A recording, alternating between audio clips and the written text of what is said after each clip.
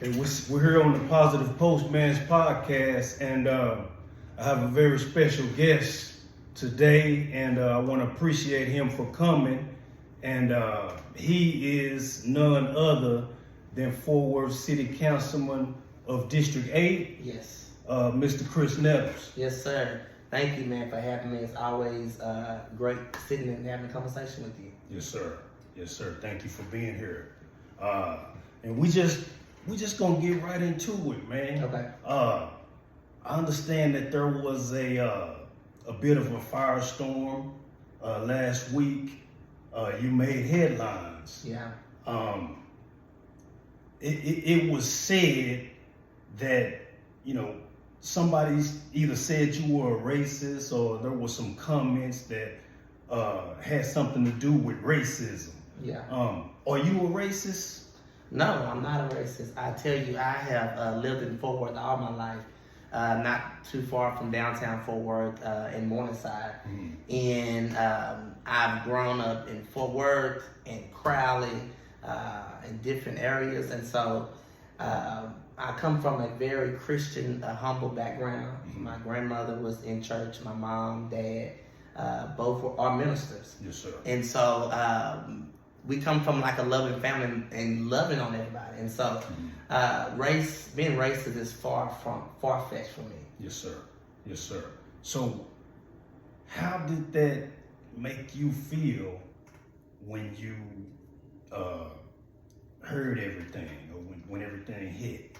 Yeah, I mean, it was disappointing. I would tell you that politics is one of the most hardest things for people to do. Politics and church. Okay. I mean, you get feelings are involved. People say things, or you hear things that sometimes it's not necessarily always the truth. Yes, it's sir. about a conversation. And this was a simple conversation that was had privately in,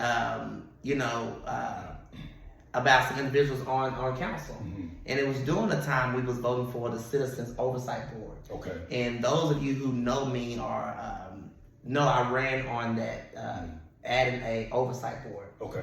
We had Jackie Craig, who was mishandled by the Fort Worth Police Department. Right. We have a Tatiana Jefferson who was murdered by the police department. Mm-hmm. And I believe in accountability. And so during that vote, I worked the aisles, worked with my counter partners, worked with the city manager. It was a really tough season. And we lost that vote by 5-4, one person. And there was some frustration there. Yes, sir. Fort Worth was the 12th largest city. I think we moved up now since we're in front of Austin. So okay. I don't know what number that makes us.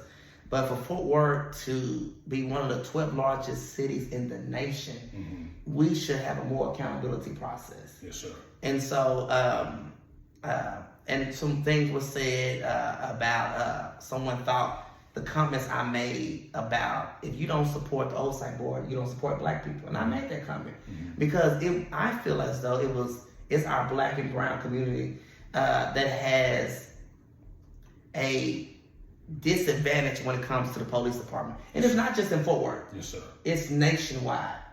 And so, and we as Fort Worth should try to lead in fixing that characteristic. And so I made that comment, and some thought it was, kind of derogatory towards race. And I said, no, I'm not calling you racist. I'm just saying, if you support black and brown communities, then you should also support this oversight board. Yes, sir. Yes, sir. So, as of today, where does the city stand on the oversight board? So we still don't have oversight board. We're going to try to bring it back up for a future discussion. Right now we have the Office of Police Monitor, who does investigations on police policies, offers recommendations to our Fort Worth Police Chief. Right now, when things happen, such as what happened with Carolyn Rodriguez, the officer slammed her, knocked her unconscious, yes, back in July. Yes, sir. I came out publicly and I said, I demand to see the video. And then I demand that the chief make a recommendation to punish the officer. Yes, sir. And so we don't have an oversight board, but we as the community have to be that oversight. Okay. You know, I have to be the oversight. You, and when you see something, as the old story says, when you see something, say something. Yes, sir. Yes, sir. When you say we as a community have to be the oversight board, does that mean that the job is not being done? Is it safe to say that? Yeah. Okay. Yeah. So we had before I got on council, the mayor and council did a race and culture task force. Okay. And that race and culture task force gave out several recommendations, things that needed to be changed. Yes, sir. One of the things that they did, they had asked for outside third-party company to look at the policies and procedures of the Fort Police Department. Okay. And there are policies and procedures that are so outdated, Right. and that shouldn't be in our system. Mm-hmm. And so we're trying to go through the change mechanism of changing those policies. Mm-hmm. But then there are policies that are in place that we just don't follow. And I'm talking about the command staff. Okay. Such as discipline. Mm-hmm. And so what has happened is, if you do something that you shouldn't do as an officer, you get disciplined. Right.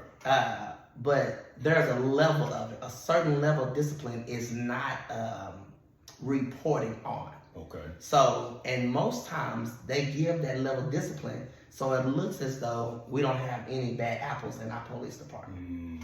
But what that does is that empowers, some of the officers to think they just get a slap on the wrist, and they continue to do these bad behaviors, and such as this officer, Officer Kruger, who has been terminated from the police department. Okay. Lately. Yeah. Well, he was the one who slammed Carolyn Rodriguez down to the ground. Yes, sir. But he had a track record.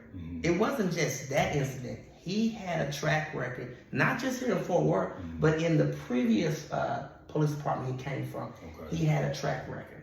And so my thing is, if we're going to have accountability, why we need oversight, so that we can cut down on these people who have track records and clear out our department. And, I'm sure there's many people who are out there who would love to wear the badge with honor and dignity. We here in Fort Worth support our police department 100%. Yes, sir. We do. Sir. Yes, sir. You have come down and you have stated it as well. And so I want people to know, although I believe in accountability, I support the police. I support the Blue. We have given them increased their budget each year. We have gave them new tasers, new equipment to protect them while they're on the street. So we here in Fort Worth support. And so I think if we support our police department, we need to also provide accountability. Yes, sir. Yes, sir. We support our police department 100%. Yeah. Yes, sir. The mayor, Maddie Parker, her name was mentioned in the whole bonanza or the whole ordeal. Tell the people what your relationship is like with Fort Worth's Mayor Maddie Parker. Yeah, so Maddie Parker got elected during the same time I was elected, and I even saw at the polls, working the polls like I was working the polls. And we got on the dais together. We had several meetings at the very beginning talking about, what is it that you want for District 8? What it is that she wants to see for Fort Worth. And I would tell you, we have done several things together. We have worked on the Evans and Rosedale project. We have worked on increasing funds to give out to our Hispanic Chamber of Commerce, to our Black Chamber of Commerce. We have worked together on our homeless initiative, which is far from being complete. That's a never-ending process. But we have decreased our chronic homeless, people who has been homeless for over a year. Okay. We have a good, I would say, a good rapport working relationship. Mm-hmm. Now there are some things we don't agree on politically, and right. I think in the spirit of democracy, that's okay. Yes, that's healthy for our city to have healthy and debates within the for work. And so we have a working relationship. She have supported me. I have supported her, and so I enjoy working with her. Okay. So that, I mean, you heard it from the horse's mouth. Yeah. On his relationship with the current mayor of Fort Worth, and it sounds to me like it's a great relationship. So let's get into some of these questions. Yeah, let's do it. What drove, or where did your drive for politics come from? When did it start, and what drove it? I will tell you, I got into the first piece of politics is when I was working for an elected judge. Okay. And so I worked for her, and I used to, when she couldn't go to certain events, I would go and speak on her behalf and support. Worked in some of the campaign and things that she did as a volunteer. Okay. And supported because I believe in supporting those who you are partners with. Yes, sir. And then I will tell you, I tell the story all the time.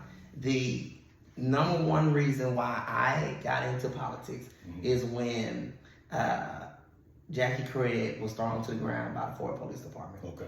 And I was sitting on my couch and I watched the video on TV, and people, was calling and saying different things. And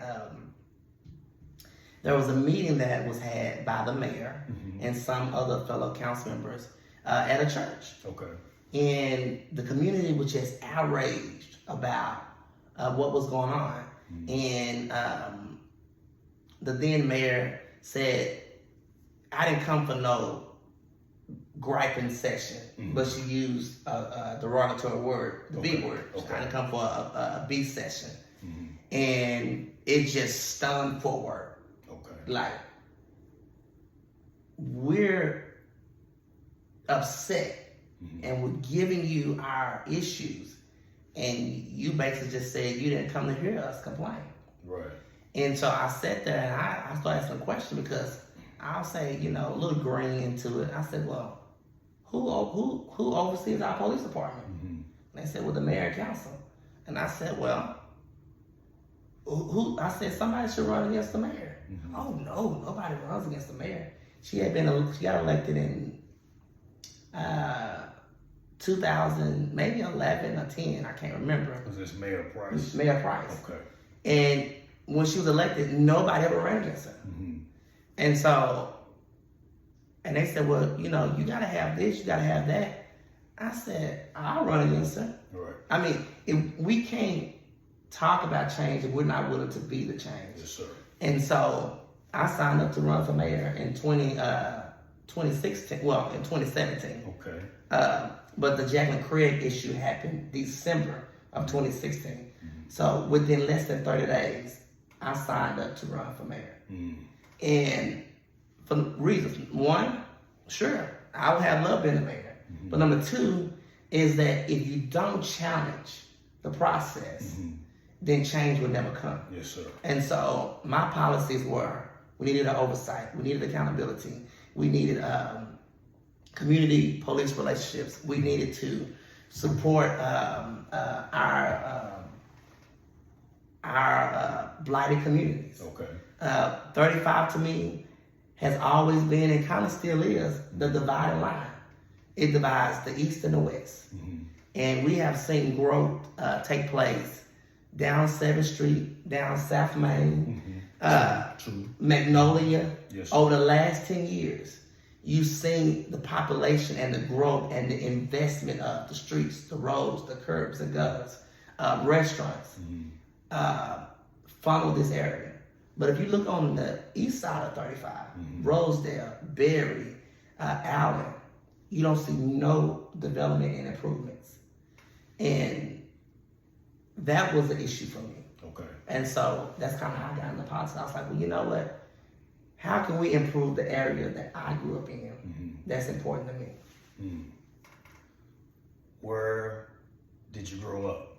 So I grew up in Morningside. I went to Morningside Elementary School, right there off of Evans Avenue in between Berry and Allen. Okay. Yeah. From the south side. From the south side. Yeah, Mississippi. Yeah, I used to walk those streets. So from the south side, yeah. Okay. What did growing up on the south side teach you? Or what did you learn? What was one of your biggest life lessons growing up on the south side? I mean, family was big there, taking care of each other, was big, camaraderie, friends. I mean, I'm still friends with people who I went to school with in Morningside. Okay. And I also worked at the Butler Housing Projects for 5 years too, which is a little bit north of the south side, but it's still kind of close to the quarter. And I always had that passion, like, you know, when I worked there, you know, people used to say, you scared to work there? I said, no, I grew up right down the street. You know, this is my neighborhood. These are my family. These are my people, you know. Right. And so, you know, my uncle had a house on Terrell, a house on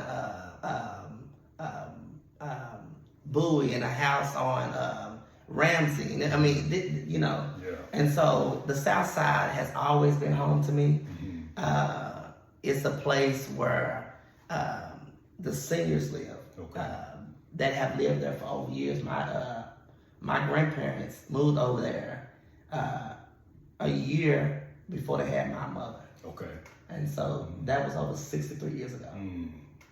You're a genuine South Side. I'm generational. Yeah. So, before it's all said and done, what would you like to accomplish on the South Side? So I think the biggest thing is the Evans and Rosedale project. You guys heard me talk about it twice tonight. Evans at a time was, some may say, the Black Wall Street. You had doctors' offices such as Dr. Brooks' office was there for many years. Dr. Barrows down closer to Mount Olive. You have the historic church, Mount Zion, Mount Pisgah. Pisgah. Yes, sir. And so you have history there. And so what we want to do is bring life back to Evans and Rosedale. And so our plan is to do that with the Royal Capital Group to revitalize where Chambry Library is, Havy Harvey Peace. I'm in conversations with our city manager now to figure out how we turn the Havy Harvey Peace Center into a community center. So, you know, we talked about Southside Community Center kind of going through some hard changes, building this, need major repairs. And so we don't want to take resources from our South Side. We want to enhance resources. So thinking about repurposing Havy Harvey Peace Building for a community center. Because people know that our community centers are built through bond elections. Bond elections are every 4 years. And so we don't want to wait for 8, even 12 years for a new community center when we can reconstruction one now. And so Evans and Rosedale would bring high-end, affordability apartment complexes and townhomes with retail businesses on the bottom. And a eatery where you can sit down and eat at a restaurant. And so it will allow people from, you know, the west side to come over to the east side, or even people from downtown to go and shop and eat there and spend money. When you have people start spending money, you can start fixing the roads and improvements. And then we're working with Braver together, and they're doing a study from Rosedale all the way down to Allen of how we can restructure walkability where people can walk like they did on South Main, with near South Side. And so all those projects are underway right now. Okay, I see. I heard you mention the city manager. Yeah. We have a new city manager. We do have a new city manager. You have any thoughts? So, well, before you give your thoughts, I like to educate my viewers. Sure. So share with my viewers exactly the duties of the city manager and who the city manager is. Sure. So we are a city manager ran city. And what that means is our city manager pretty much lays out the budget, pretty much sets the agenda along with the mayor in conversation when they have a meeting once a week. But the city manager is the CEO of the city of Fort Worth, and it sets the pace of where Fort Worth is going. Now, the mayor and council hires the city manager. Okay. And so we oversee the city manager, and we provide feedback and provide direction of what we want to see in our individual districts and as a whole for our budget.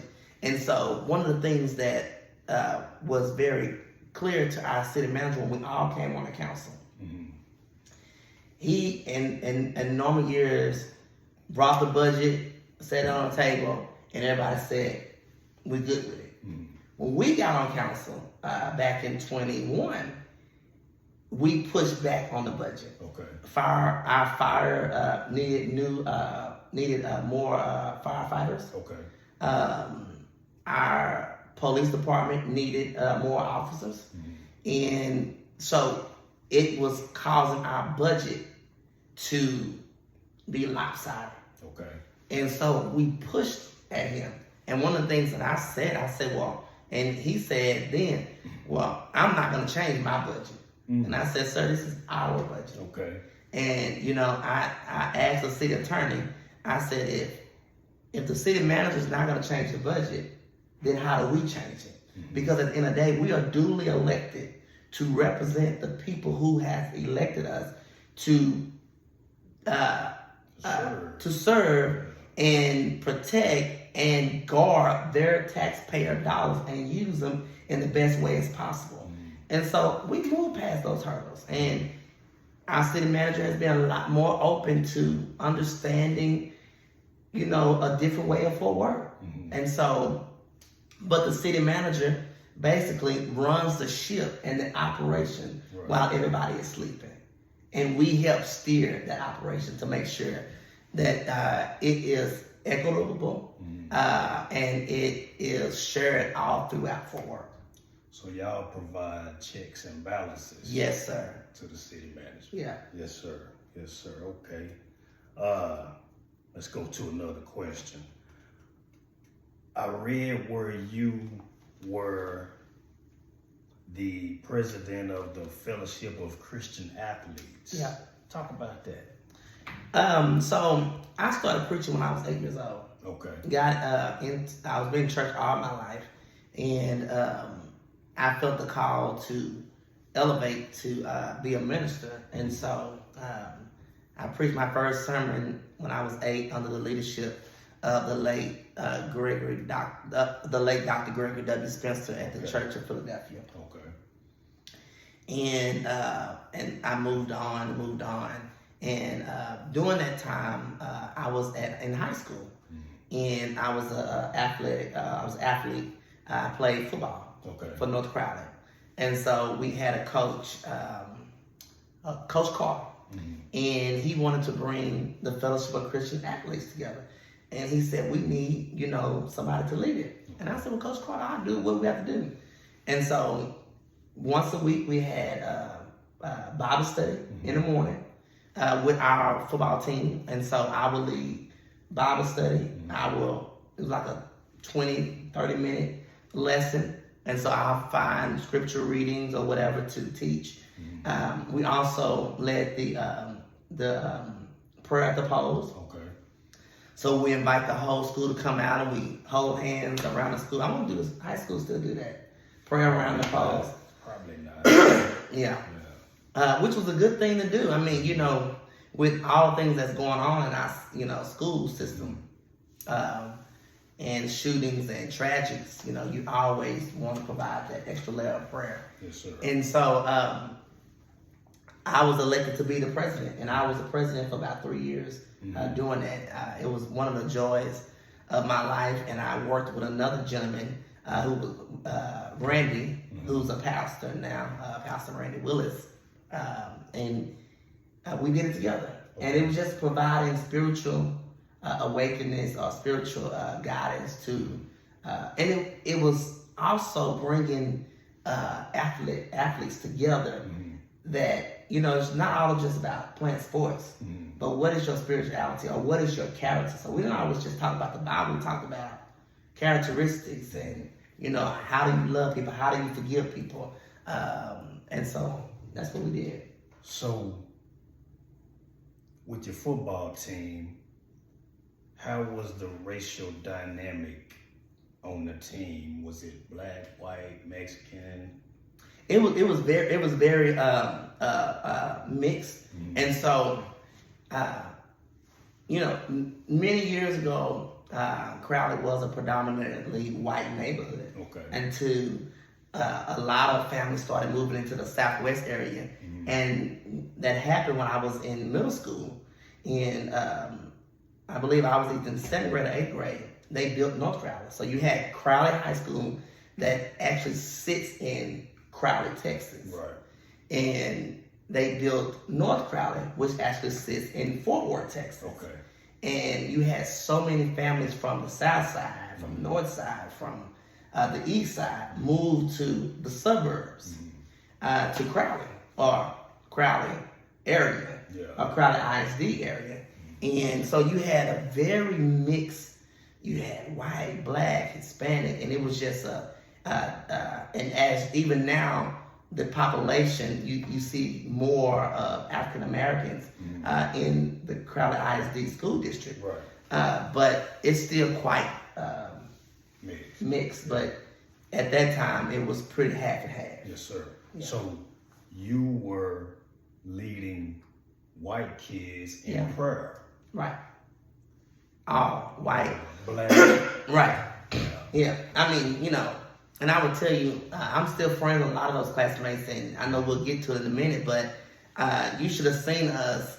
It was like a family reunion at the state championship game. Right. We hugging and dapping and taking pictures and all, and everybody had their kids with them. It was like a family affair, and so I'm still friends with a lot of those guys. Yeah.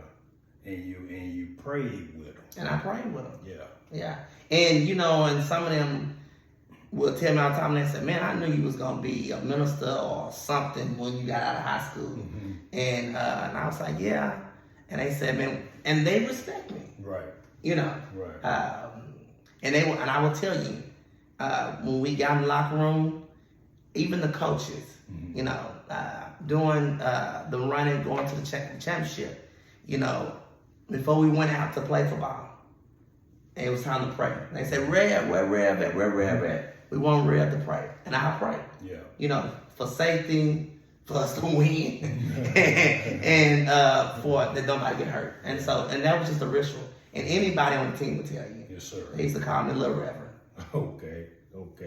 So, Congressman, I'm sorry, City Councilman Chris Nettles played football. I played football. I know y'all don't believe it, and I was this size then, and I was a running back. You was running back? I was a running back. Running back, yeah. Do you have a favorite running back of all time? Of course, I like Emmitt Smith because he was during the time that I was really engaged in football watching. Okay. And then, I appreciate what Zeke has done.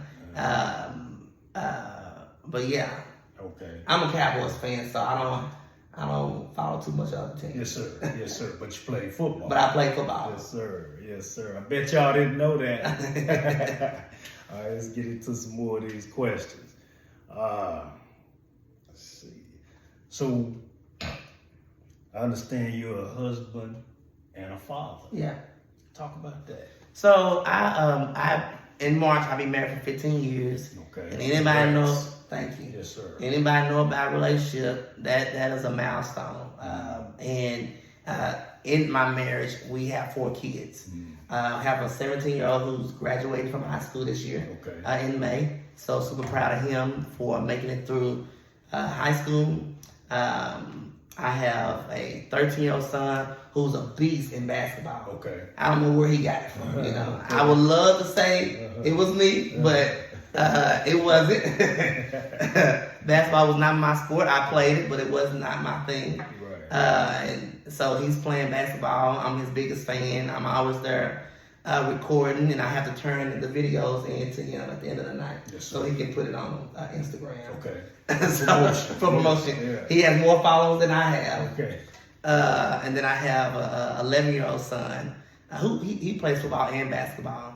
And then my daughter's 8, and she does cheerleading. So my household is pretty busy during summer and during the fall. Yeah, I'm all over the place supporting my kids and making sure that they have the support of me. Yes, you know, I believe in family first. I believe that, you know, as the Bible says, charity starts at home. And so you show, you know, love at the house. Yes, sir. And it's been, I ain't gonna say hard, but it's been sometimes challenging to be a family man and still be a community man. And you know, the head that wears the crown. Yeah. And so, you know, some say, well, Chris, you everywhere. And I say, yeah. And there's a sacrifice that, you know, that goes with doing what I do every day. Right. And so I don't take it lightly. And I think that, you know, it's not a lot of money in it. People will tell you there's no money in being a city council person. Okay. We get $25,000 a year. So it's not a full-time job, but it's a full-time job.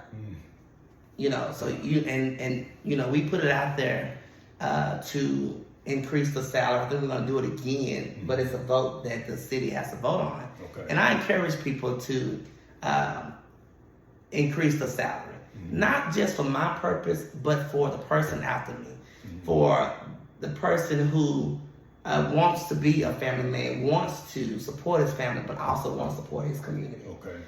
Because if we don't increase the salary, and listen, I'm not rich by any figment of imagination. Right. I just work hard. Yes, sir. But if we don't increase the salary, people who have to work a full-time job will never have opportunity to serve. And they might be who we need in this next generation. Yes, sir. And it has been people who are wealthy, or people who are retired, or, you know, people who can do it for a few years and not make any money. And so we got to change that. But that's below the poverty line. It's below the poverty line. It's below. And I will tell you, meetings, podcasts, groundbreakings, neighborhood association meetings, meetings at the office, city council all day Tuesday, I'm probably putting in 80, 60 hours a week for the community. And because when we vote on Tuesday, that's not the first time I heard about that zoning case. Right. I met with the one who applied for the zoning case. I met with the department leaders, the department heads. I met with some of my city council members where it might be a contentious vote to get to that Tuesday. So you're talking about that one vote that took 5 minutes probably cost me 20 hours worth of work. And so it's work that has to be done. I do it because I love to do it. And I do it because I think this is the season or the time for my calling to do it. And so, but I love my family, and I got to make sure I'm there for my family as well. And so I have tried to work as hard to provide that time for everybody. where do you see yourself in the next 5 years? I will tell you that politics is being in the right climate. You know, it's always the right time to run and maybe not so much the right time. Okay. I'm going to stay engaged. I don't know if that's staying at the city level, the county level, or the state, or even the federal level. Right. But certainly stay engaged. I'm going to run for re-election this time around. Everybody's up for re-election. So I'm going to do that because I think there's still work to do, Okay. not just in District 8, but Fort Worth. And I tell people, I do manage or oversee District 8, but every vote that I take is citywide. Okay. You know, so when I vote on the budget, that's citywide, you know. Or when you doing a zoning change in North Fort Worth, I get a vote. It's one, but I still get a vote. Yes, sir. And so we had the contentious vote here recently, you know, in Riverside in Elkhurst, and how the community came out and they did not want that site plan change. And I stood by the community. I think it's important that we always stand with our community and the people who we represent. Yes, sir. Because you may not live there, but they do. And just like we all live in our own places, and you want to be able to live in an area that you feel comfortable with. Okay, 1 or 2 more questions, Sure. and we'll wrap this up. I read where you mentor, you know, young men and women that come through the court system. Yeah. Talk about that. Okay. Yeah. So. And what fueled that passion? So when I was working for the JP Court, I worked on the misdemeanor desk for a little bit. Okay. And those were, you know, some traffic tickets, and some of them was municipal tickets, was truancy tickets. And we had, at that time, truancy court was in the JP Court. Okay. And so we had a lot What is JP? The Justice of the Peace. Okay. And so it's your court where the evictions take place, or your debt collectors try to get their money back. Say when you had a credit card, anything under $10,000. I think they were supposed to increase it to $20,000 before I left. I'm not sure if they did it or not. It was your truancy court. It was your small claims. So if somebody hit you and they didn't have insurance, you could sue them as an individual, and you don't have to have a lawyer. Right. Which is one of the biggest things. You know, if you don't have a lawyer, you go to these federal courts and you don't have a lawyer, you're out of Right out of there. But you can go to JP Court, and that court allows you to state your thoughts and opinions, even though you may not be law firm inclined. You may not know the law. Okay. But the judge can help you understand. And so during that time, I had opportunity to talk to young boys who were going through truancy court, or also trying to get their occupational license. So if you lost your driver's license, you could apply for occupational license until your license became unsuspended. And so, well, you still can go to work because, you know, some of our young guys were driving trucks. Okay. And if they don't have a driver's license, or if they have a criminal background, they may not can go and get jobs that other people can get, but they can drive. They can, do Uber, or Uber's a new thing now. They can do drive trucks, and so they needed an occupational license. So I had opportunity to show people, teach people, encourage people that you may have a background, but your life is not over. Yeah. You may be truant in school, but this is how you get past it. Yeah. And so I had an opportunity knowing the inside and taking it to the schools and teaching them. And so, and I still, as much as information I know, I still try to share it. I work with the YMCA now, McDonald's YMCA. They do a good program with young guys. Yes, sir. And so we teach and train them the same way. So, who are some of Chris Nettles' influences. Who influences you? What do you draw strength or, who feeds you? Yeah, I would tell you a lot of it is my family. My dad, God rest his soul, passed in April. He was a hard worker, and he was an entertainer. He danced, he sung, he played the piano and the organ. He was a minister. He painted, some signs in poly that are still painted that he painted. Okay. He was a carpenter, and just a workaholic. And, that's where I got a lot of my work ethics from. My mom, worked 2 and 3 jobs when she was raising me. When my dad wasn't together, my mom raised me. And so to see her strength and energy and never quitting, showed me how to have that same energy and never missed a football game, never missed anything that I was doing. Yeah. Even still today, I try to she'll get mad if I don't tell her about certain things. She would have came tonight if she could, because she just wanted to support everything I do, and I'm like, I'm good. I'm an adult now. But that shows me that she's my support. Yes, and so that's who I get a lot of my energy from. My grandmother's a big supporter of mine. So I went by her house the day and she said, "What you worried about?" I said, "Nothing." "Okay, baby, I want to make sure you ain't worried about nothing." But then I also have mentors in the fellowship.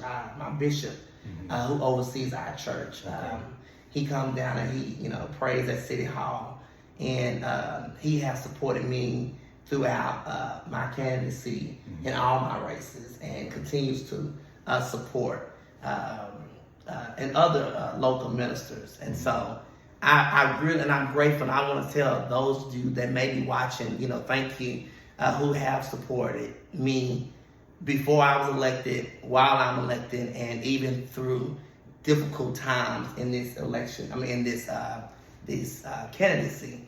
I want to say thank you, and I appreciate your support. It doesn't go unnoted, because the reality, if you don't have the support, it's hard to do this job. If people is not encouraging you to keep pushing it, it's hard to do it. Okay.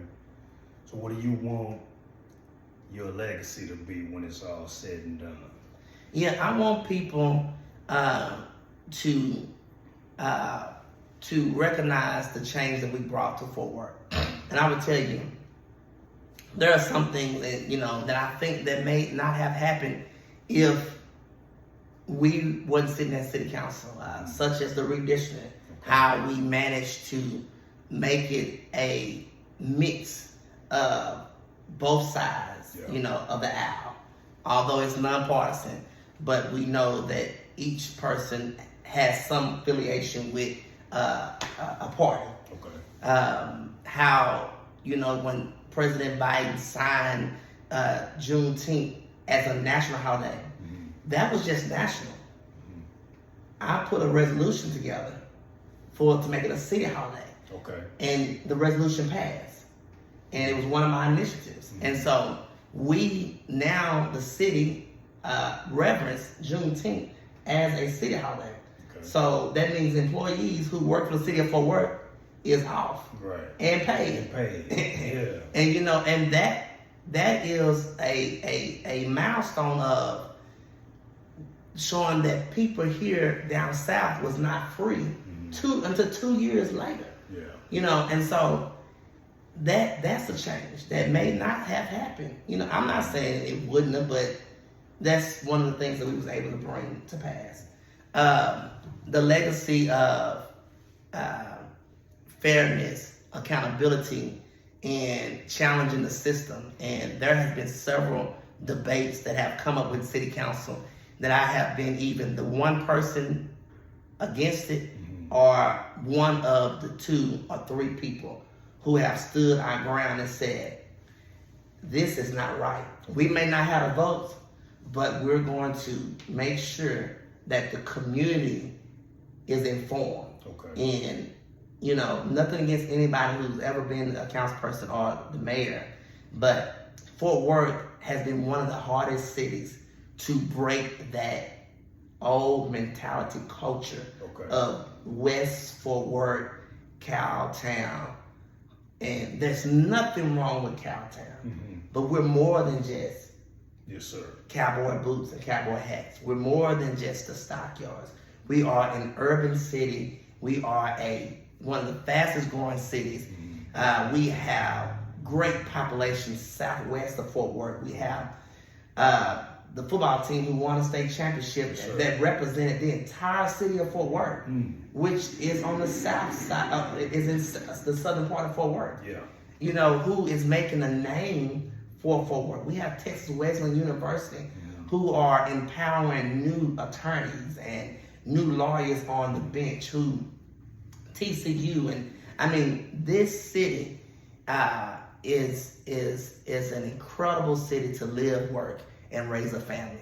And I want my legacy to be that Fort Worth is better because of accountability, transparency, and hard conversations we had. You know, like Martin Luther King said, I may not see the promised land, but somebody will see the promised land.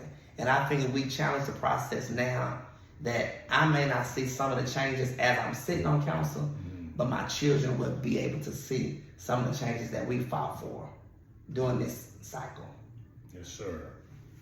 There you have it from the man, the legend, City Councilman Chris Nettles. Thank you for stopping by, my brother. Appreciate you. Yes, Thank sir. you. Thank Yes, you. sir. Peace.